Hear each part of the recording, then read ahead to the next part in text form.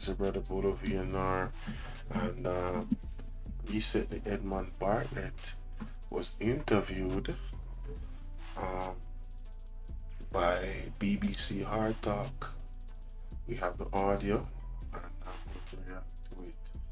He was grilled on some very serious topics. It is clear that the interviewer was very informed on what was actually going on in Jamaica, and I think Mr. Bartlett kind of embarrassed himself and embarrassed the country in this one. Let us go and hear what really took place in this one, ladies and gentlemen. Let's go.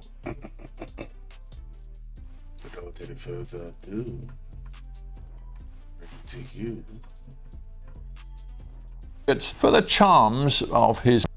Welcome to Hard Talk from the BBC World Service with me, Stephen Jackur. My guest today has long been one of the most high-profile international advocates for the charms of his country. Edmand Barlett is a long-serving politician in the Jamaican Labour Party. He served as a minister in several different departments over several decades, but for the last 8 years he's been the island nation's Minister of Tourism. It is a job that matters. Tourism accounts for 1/3 of Jamaica's economic activity. Having bounced back from COVID, there is now an ambitious plan to get annual visitor numbers up to 6, even 8 million. A pretty extraordinary number for an island of fewer than 3 million people. But there are problems clouding this sunny horizon. Climate change and more frequent extreme weather events threaten to cost Jamaica dear. And the island's attractiveness to visitors has taken a hit thanks to endemic violence and gang-related crime, which has put Jamaica close to the top of the global league table for murders per capita. Internal instability used to dog Jamaican politics and management of the economy, but in recent years the political scene has been calmer, and Jamaica has sought to wield significant influence on the world stage in debates about climate change and reparations for slavery. But still, Jamaicans want to see their country made more secure.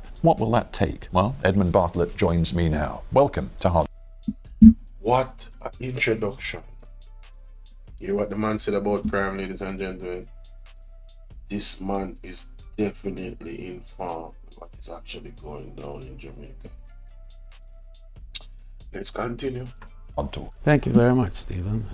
It's my honor and pleasure to share this 25 minutes or so with you. Thank you. We're delighted you're here. Let's start with your specific responsibility, your portfolio, tourism in Jamaica. Do you think it is healthy for Jamaica to be an economy that right now is so heavily dependent on tourism?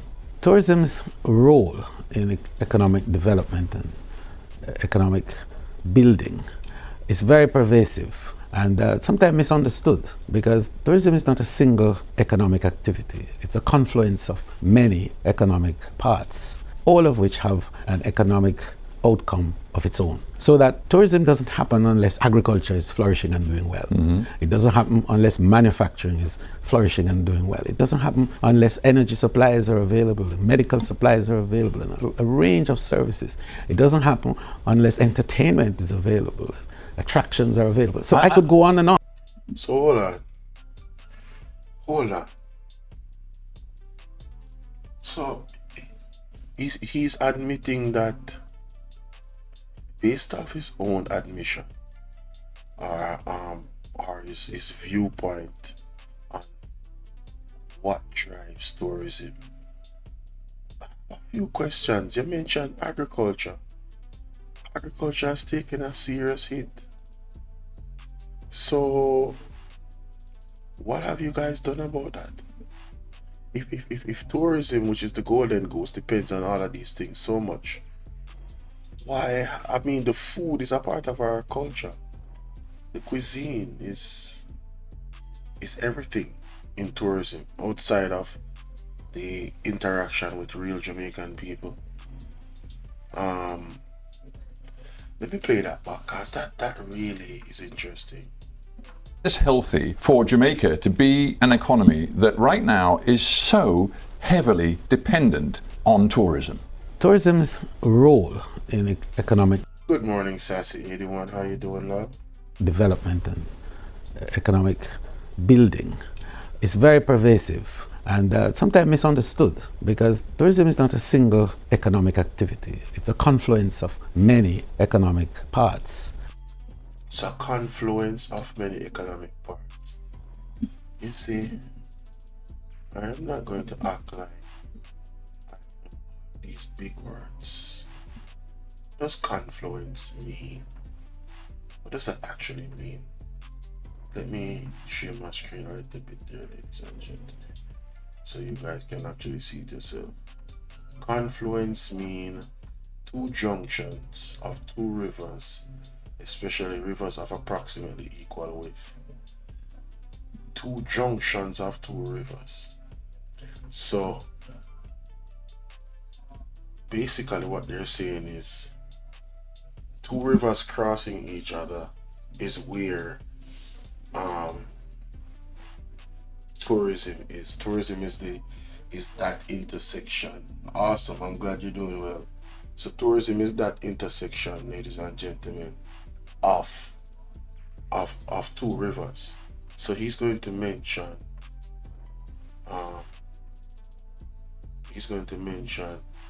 some other areas. Let's see which rivers is he talking about. All of which have an economic outcome of its own. So that tourism doesn't happen unless agriculture is flourishing. And so the agriculture is not flourishing. So therefore you're admitting that tourism has taken a hit. Doing well. It doesn't happen unless manufacturing is flourishing. Manufacturing? What is it that we're manufacturing in Jamaica? What are we manufacturing? Exports are down. Alright, go ahead. And doing well. It doesn't happen unless energy supplies are available, medical supplies are available. Energy supplies. You're talking about the light. Well, that is available, but it's at a high cost. So, alright. Available in a range of services. Medical side of things? No, last time I checked, Mr. Edmand, you're right about the medical part, but our medical system is at an all-time low.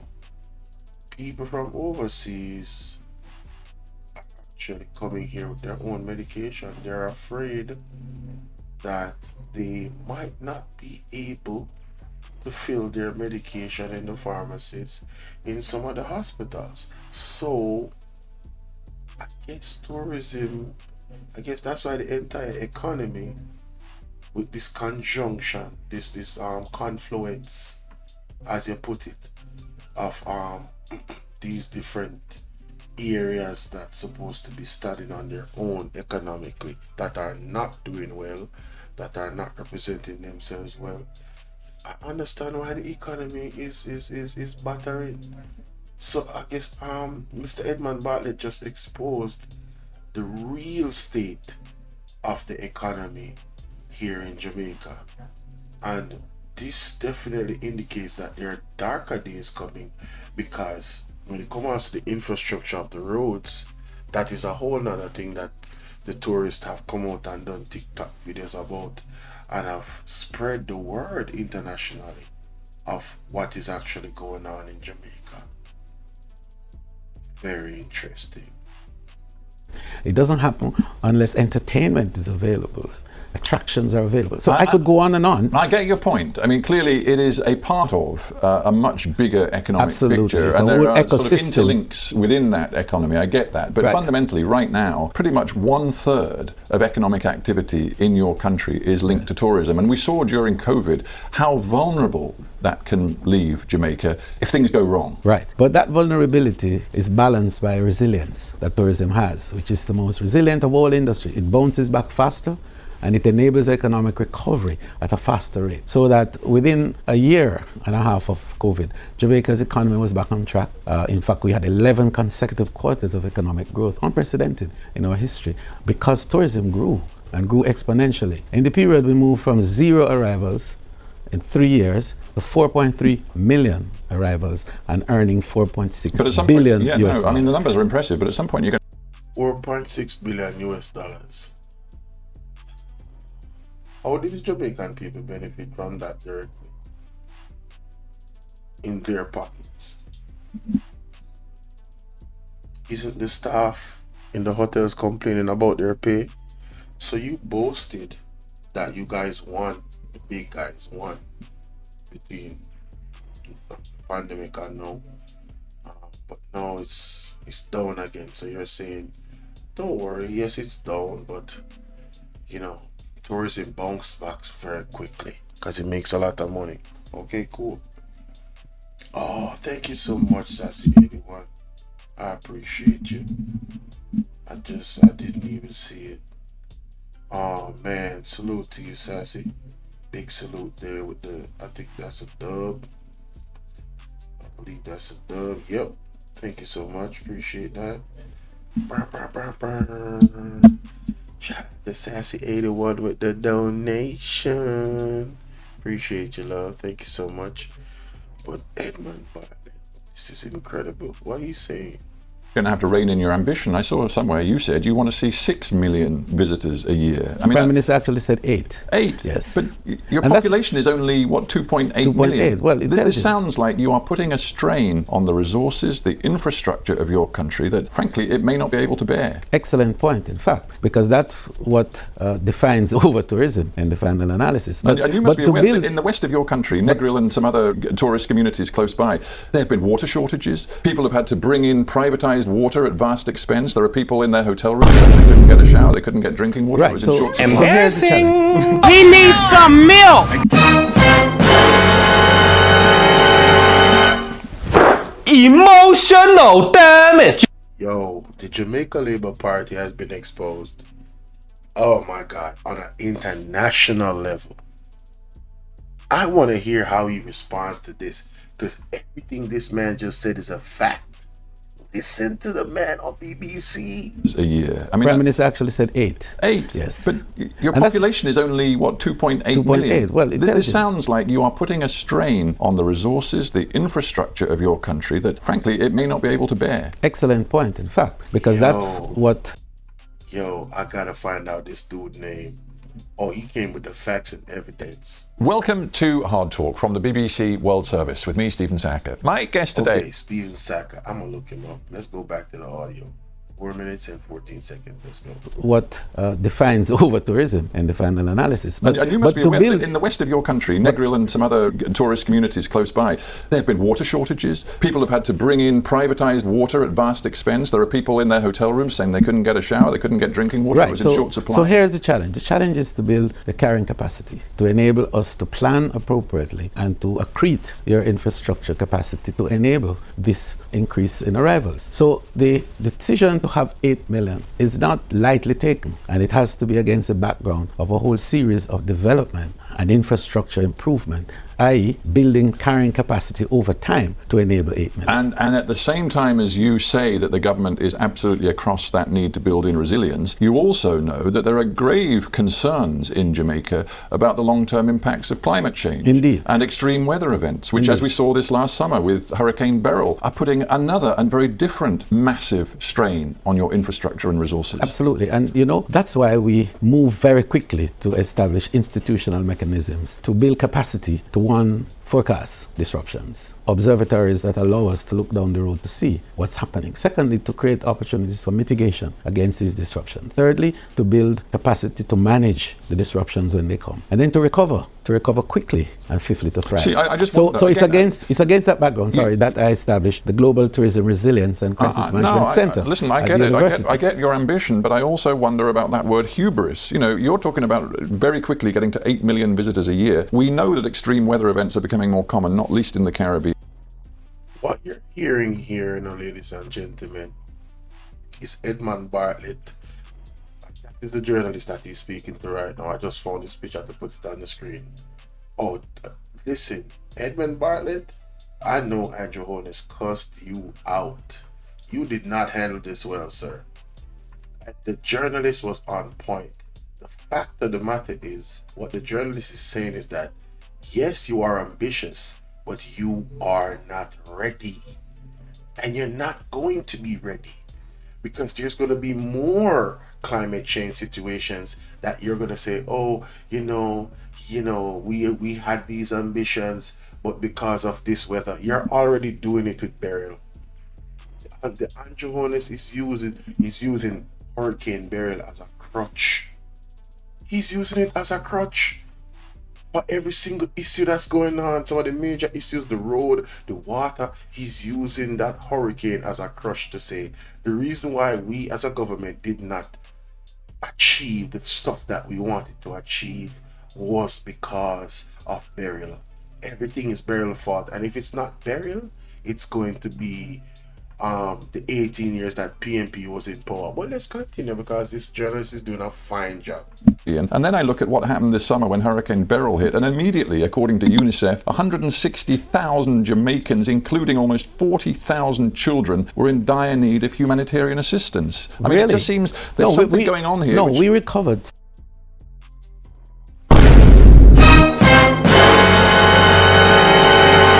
Embarrassing. He needs some milk. Emotional damage.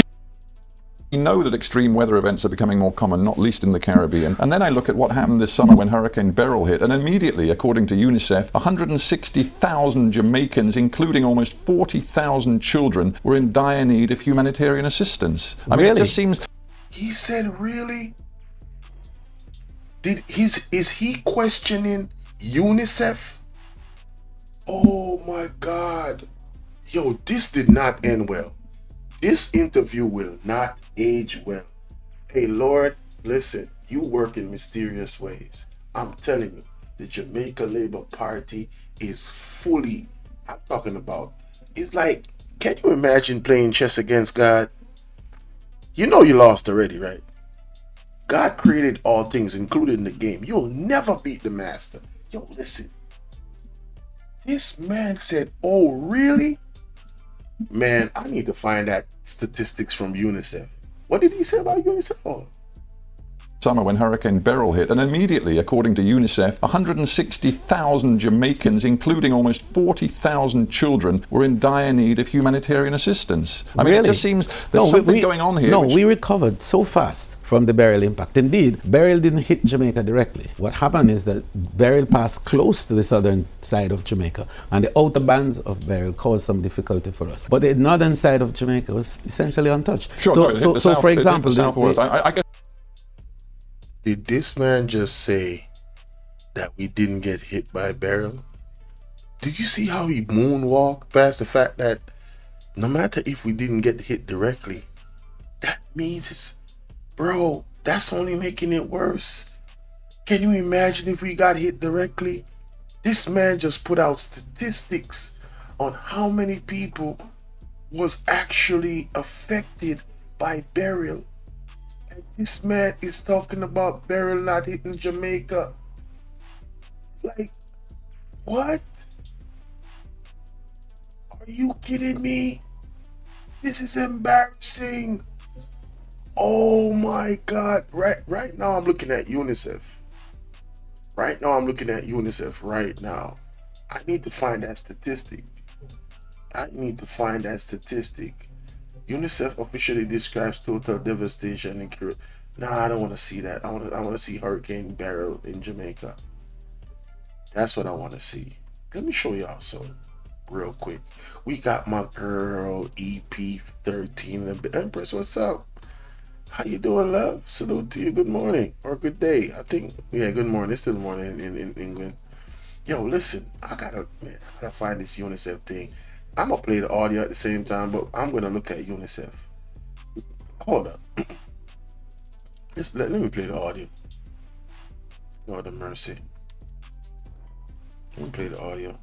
I guess I'm just getting to this point. If one looks forward, do you believe, when it comes to climate change, let's leave aside the strain of tourism, but do you believe when it comes to climate change that Jamaica is getting enough long-term investment and assistance from the rich world, as has been promised at various climate summits and conferences? Because I'm looking at the figures, and thus far, given the nature, the scale of the pledges, countries like Jamaica are actually getting very, very little in terms of real, tangible assistance. That I agree 100% with you on that. And that is perhaps the challenge of islands. So, Mr. Barlett, you agree that we're not getting enough assistance from the world in regards to this particular climate change thing? Then why did you guys sign up to the summits and these groups that you sign up to, what does it make any sense to do it if you're not going to get the assistance? What the hell is going on? States such as Jamaica that are in fact highly vulnerable and weakly resourced. So there has to be a greater ambition among the multilaterals to recognize the particular vulnerability of island states in this regard and to provide greater support, and also to provide support at a level that enables them to access it. Because that's part of the big problem, that the protocols are so onerous that small countries like Jamaica have a difficulty in accessing it to the extent that we require. So that really has to be the big argument that must occupy our discourse. And that's going to be a huge challenge to get your voice heard and to get tangible help. But let's talk now about a different challenge facing you as tourism minister, but facing your government more generally. And that is the massive damaging impact of endemic violent crime inside Jamaica. It damages people inside your country. It tarnishes your reputation far beyond your own country. It's extremely damaging for the tourism sector. What are you going to do about it? That is a good question. But before he goes there, so this is the numbers: 37,000 children in need of humanitarian assistance, 160,000 people in need of UNICEF. UNICEF estimates 1,876 people in shelters, 113 children in shelters, 2 confirmed unalive. Like, this is a report in July, a rough report from UNICEF, where let's look at August 2024. UNICEF Hurricane Barrel. This is also, let me see, where is this? Is this still Jamaica? The ODPEM, yes, this is Jamaica. Okay, so see, the cases went up. It's now 84,000 more severely affected. Multi-sector joint assessment report: 31 people in 4 shelters, 2 confirmed unalive, still 37,000 children in need of humanitarian assistance. So they keep these reports coming, and that's number 4. I don't know if that was the last report, but that's number 4, and I guess this is where he got his numbers from. So Edmand Barlett, you did not know this, as I didn't, but you work in the government. When that man told you this statistic, you said, "Oh, really?" Man, we in trouble, bro. We are in trouble. Well, firstly, we recognize that as a challenge, and it's a challenge that is not peculiar to Jamaica, but that gives us no comfort. I'll tell you what's peculiar. That absolutely Jamaica, gives us no the scale of the comfort. problem. If you look at the homicide rate in Jamaica, it outstrips any other country with a significant population in the whole of Latin America and the Caribbean. Bro, he's not lying.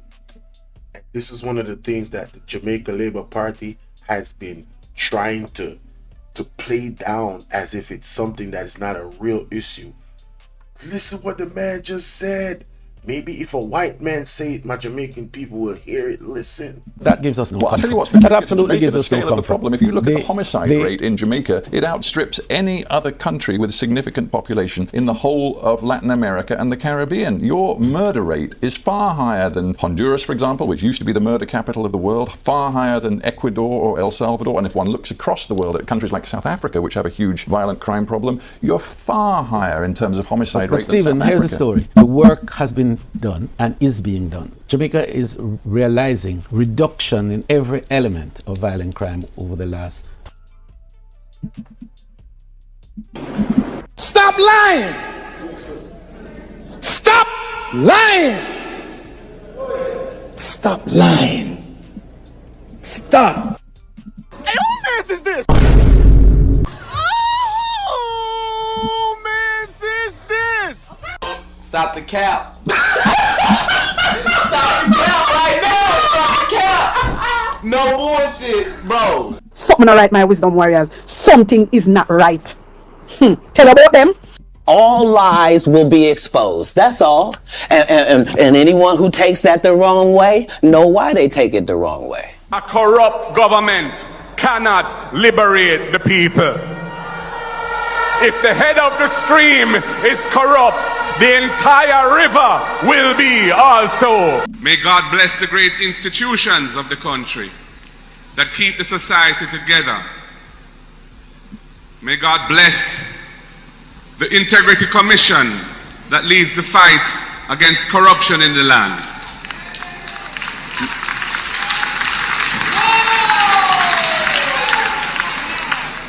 Because corruption is a scourge against the will of God. And the institutions on earth that fight against corruption deserve our full support.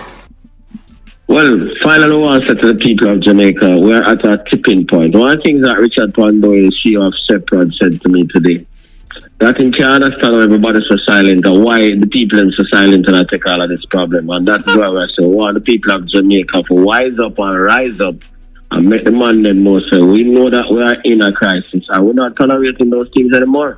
12 months in particular. We're seeing the world at countries like South Africa, which have a huge violent crime problem. You're far higher in terms of homicide rate. But Stephen, than South here's Africa. the story. The work has been done and is being done. Jamaica is realizing reduction in every element of violent crime over the last 12 months in particular. We're seeing tangible work. Investment has been put into building capacity for social development, for dealing with recidivism, to deal with whole building of capacity for people to have better understanding and relationships. So all of that is happening. Then hard laws are being put in place to deal with it. So it's not just a question of punitive action. It is also about social development. There's also that we have developed, these are zones of economic support for communities that are, pressured, socially deprived. You say you're, and it is making a it. huge difference. Do you, I just want to make. There's space here for a few questions. Do you know how many separate armed criminal gangs are believed to be at work in Jamaica right now? Well, I don't have a figure on that, but what I'm saying is that the level of dismantling. If you don't have a figure, shut up. It means that you're not equipped to have this conversation. This man in this interview clearly came with all the facts. Of those gangs have been phenomenal. Well, I mean, for your information, no a respected 2021 study, admittedly that's 3 years old, but there's no reason to believe it's changed very much, found there were, quote, 379 separate organised criminal gangs in Jamaica with a population of fewer than 3 million. But it is very interesting that number could be there. Embarrassing. We need some milk. Yo, you got to know when to concede. What is he babbling about? It's very interesting. Man, listen, this is a global embarrassment. In separate organised criminal gangs in Jamaica with a population of fewer than 3 million. But it is very interesting that number could be there. But look at how they have been managed over time. And the truth of the matter is that we have been dismantling, and the Ministry of National Security has had an enormous record over the last number of years in dismantling them. And Jamaica's position has not caused, for example, the growth in our tourism. Let's take, for example, which is a very sensitive industry, has not caused a growth reduction. Indeed, we have grown exponentially over the period. Well, hang on, what if that's true? And critically, you're making the case, you're saying, we're on top of it, things are getting better. If that is all true, why has the US government, for example, still got a travel advisory out which suggests that all those considering travelling to Jamaica should, quote unquote, reconsider travel due to crime? And if you do go, it says, exercise increased caution. Some areas have increased risk. It says violent crime occurs throughout the country. Sexual assaults occur frequently, including in all-inclusive resorts. That's the official US government advice. That narrative. It's not a narrative. It is not a narrative. What is going on? Stop lying! Oh my God. Stop lying! Stop lying. This dude is a Edmand Barlett is a bold-faced liar. He said that is the narrative. He's lying. Some areas have increased. He's saying, listen, Edmand Barlett is saying that the U.S. travel advisory is lying on Jamaica. I don't think y'all caught that. Edmand Barlett, the Minister of Tourism, is saying that the U.S. travel advisory, their intelligence is off. Damn. Risk. It says violent crime occurs throughout the country. Sexual assaults occur frequently, including sexual assaults occur frequently. He ain't telling no lies. In all-inclusive resorts. It happens in the all-inclusive resorts as well. He ain't lying. That's the official US government advice. That narrative is the narrative of a few months ago. You should look at the most recent. You should look at the most. He said a few months ago. So wait a minute. So you telling me, Edmund Barlett, that now, in a few months, those things have changed? I want to scream, guys, but it's too early. Yo, what the hell is going on? Advice from the US government. The fact is, however, that this is a category 3, which we have had since COVID, and notwithstanding that, we have seen exponential growth. Investment in Jamaica has been phenomenal. FDI has grown phenomenally, and we have had 11 consecutive quarters of economic growth. Now, that is not to say but do you that think work. He's not going to talk about the other consecutive quarters of no growth. Just talk about the fluff stuff and not the reality. The fact that we're in a recession. Wow.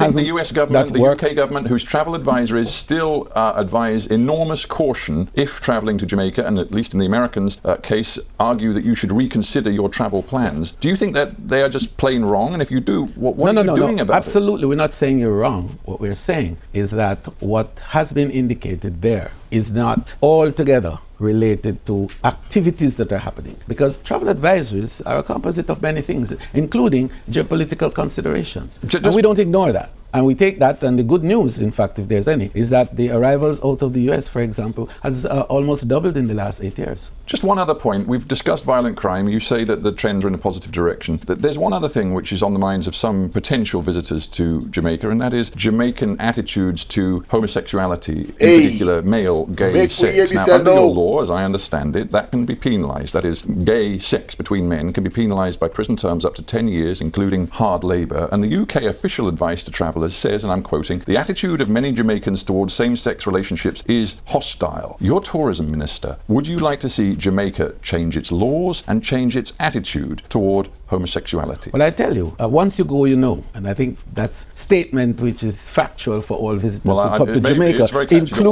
including UK visitors. Once you today, go, you know. What do you mean? Once you go, you know how hospitable, how kind, and how responsive the Jamaicans are to all visitors of whatever class, race, creed, lifestyle, or orientation. And there's no question about that. If you're a gay man who chooses to holiday in Jamaica with your partner, you can, as I understand the law, be at risk of being locked up. Well, you'll be surprised if you ever come to see. And perhaps you should. Well, I'd love to come to Jamaica. Absolutely. I just want to be clear. Are you saying these laws, though they're on the statute book, mean nothing? Is that what you're saying? No. We're not saying that at all. But you know that laws are stated in relation to a number of factors. And indeed, laws have also timelines that go beyond what is current. And current situations sometimes reflect not necessarily what legal positions are. People, my Jamaican people, I want you to hear, Edmand Barlett is this man, he is moonwalking. This dude is doing the jumping jack around this question. Listen, he ain't answering this question straight up. You know why? Because he don't want a soundbite to say that he said that those people can come to Jamaica freely without anybody frowning on them. You know why? Because they have not been able to enact the Samoa Agreement in its full entirety that they have signed. They have not told the people that they have signed the Samoa Agreement. They have not told the people that they more than likely is going to be changing the Constitution to fit in taking out the buggery law. That is in the books. That is official. That can be, and you can, the law is dormant, but it stands. If they want to enforce it, it can be enforced. You know what I'm saying? I'm not saying that no gay guy is going to come to Jamaica and get beat up. I'm saying the reality is, my brothers and sisters out there that is from America and other places, Jamaica is not the United States. Jamaica is not the United States. Forget what you heard. Jamaica is not the United States. It is not the same. We are not the same. Kendrick Lamar, they not like us. You feel me? For the most part. And that's a fact. I don't see nobody beating up any gay guy or nothing, but we're not into that stuff. Culturally, we are not. By the Bible, by religion, by everything, we are not. And that's the truth. I'm not saying nobody's violently doing anybody anything. No. You might come across somebody, and if you play the wrong way, you might get cussed out. Just like how if you mess with somebody's child, you might get cussed out. If you put certain things to a person, to offend them and you are gay, you might get cussed out. And it might seem, kind of intense to cursing out. I'm just saying, I'm keeping it a buck, I'm keeping it in the stack. So Edmund Barlett full of shit. He full of shit. He can't say. He gotta be politically correct. Because that is not off the books yet. And they fighting to take it off the books. And guess what? That's not the way of God. God is not gonna allow that for Jamaica. Because God does not care about what seems right to men. What is right to God is what God is going to enforce. And God is going to enforce his laws here in Jamaica. Whether the international community likes it or not. God is not into that. He ain't. It's clear. It's all over the Bible. That's not hate speech. That's facts. You feel me? You feel me?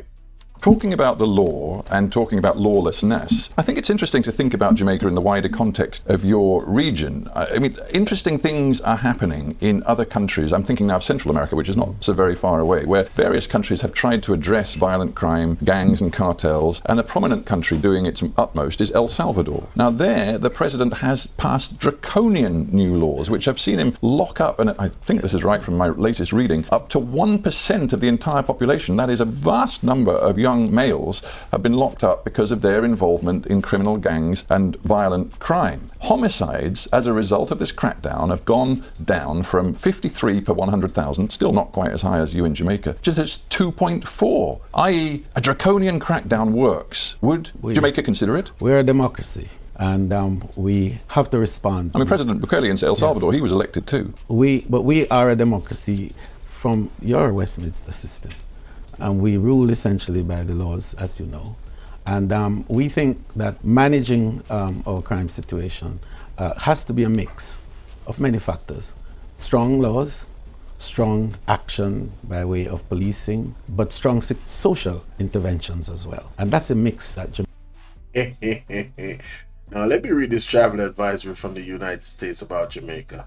It states here, ladies and gentlemen, as you can see, this is July 25th. 2024 still stands there at level 3. This is embarrassing. It says, reconsider travel to Jamaica due to crime.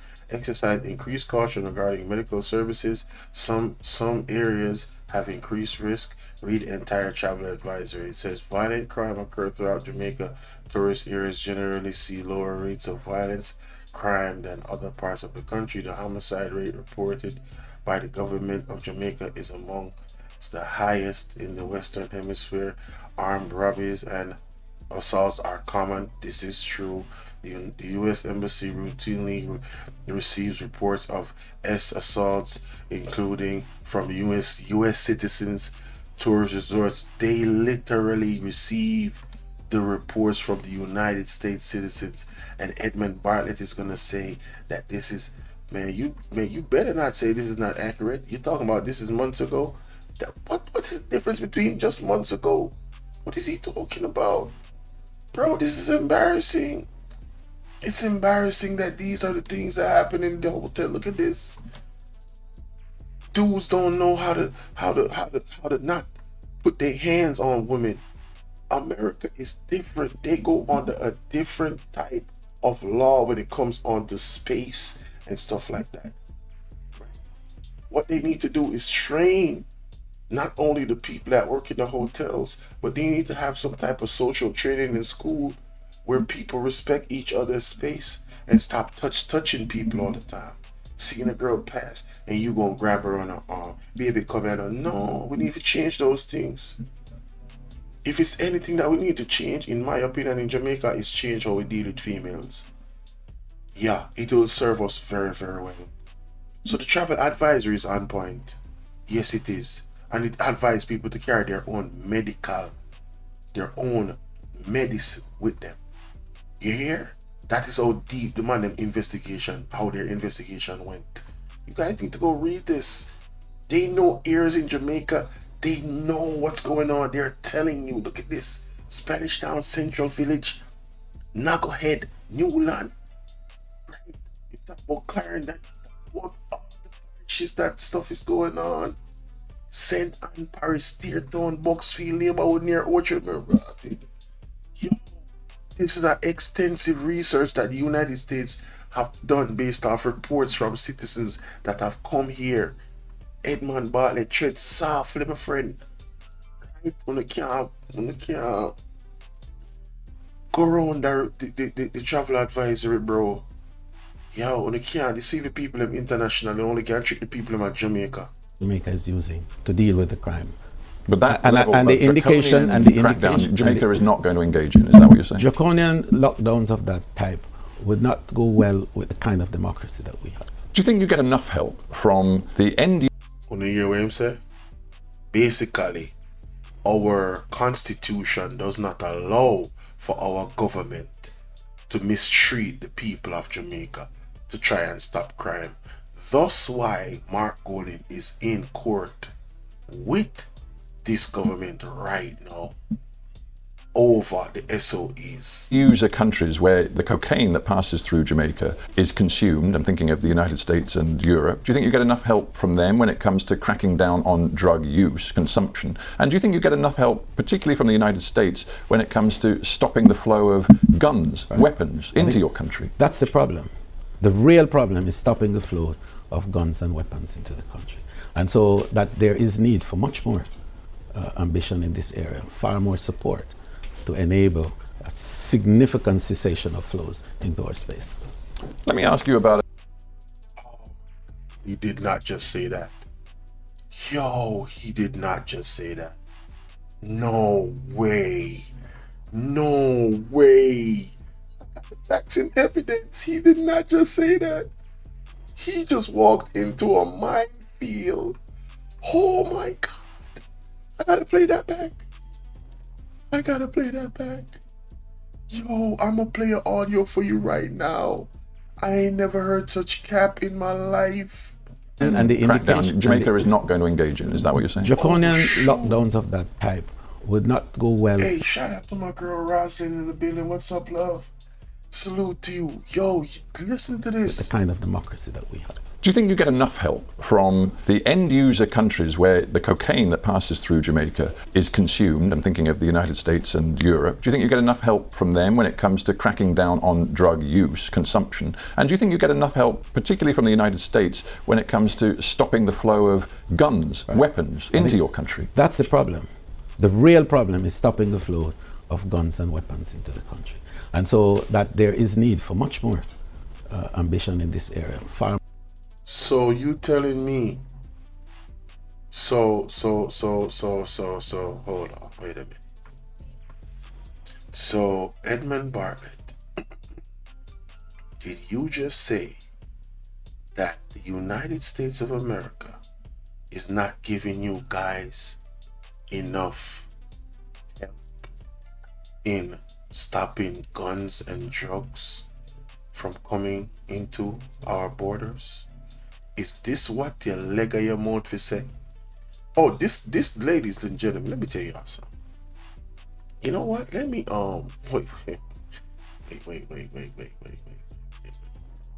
Ladies and gentlemen, I am going to make this part one of this reaction of Edmund Bartlett's interview on BBC, and I'm gonna do a part two because the information that I'm about to bring to absolutely debunk the nonsense that Mr. Edmund Barlett just said a while ago. You're going to want to watch part two. So I hope that you made it to the end of this video in terms of this particular reaction. Alright? Remember to hit the like button, share the live, do not keep this to yourself. Alright? And remember, hey, if your heart leads you to, the options are there to donate. You have the Cash App, you have the PayPal, and you have the Zelle. Alright, if you want to become a part of the WhatsApp group, the number is 1-876-451-6535, where you will get all notifications if you're not getting them. And I know a lot of you are not getting the notifications. Alright, so let's end off this one. Wow, Mr. Edmund Barlett, you walked in.